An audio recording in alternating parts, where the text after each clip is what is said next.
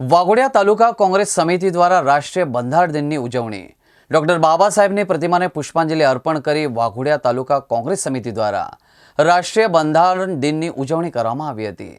વાઘોડિયા નગરમાં તાલુકા કોંગ્રેસ સમિતિ દ્વારા રાષ્ટ્રીય બંધારણ દિવસ નિમિત્તે બંધારણના ઘડવૈયા ડોક્ટર બાબા સાહેબ આંબેડકરની પ્રતિમાને વાઘોડિયા તાલુકા કોંગ્રેસ સમિતિના પ્રમુખ નારાયણભાઈ પટેલની આગેવાની હેઠળ પુષ્પાંજલિ કાર્યક્રમ યોજવામાં આવ્યો હતો.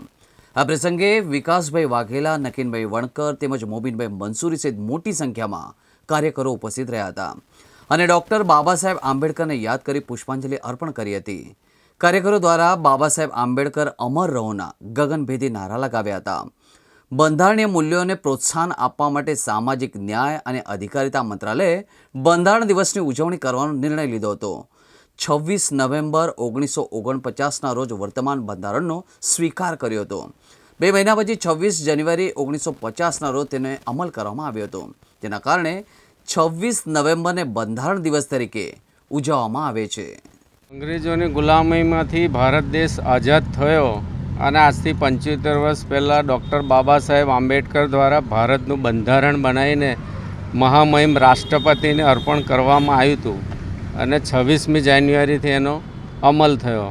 ભારતના બંધારણના મૂળ પાયામાં ગરીબ, મધ્યમ વર્ગ, SC, ST, OBC અને ખાસ કરીને મહિલાઓ અને ખેડૂતોને વિશેષ પ્રાધાન્ય આપવામાં આવ્યું છે. સમાજનો ગરીબ અને પછાત વર્ગ સમાજના અન્ય સમાજની બરોબરીમાં આવે, સાથે આવે, એનું જીવન ધોરણ સારું થાય એવું સુદૃઢ અને દુનિયામાં શ્રેષ્ઠ બંધારણ ભારત દેશનું બાબા સાહેબ આંબેડકર દ્વારા બનાવવામાં આવ્યું અને આજથી એનું ઇમ્પ્લિમેન્ટ થયું.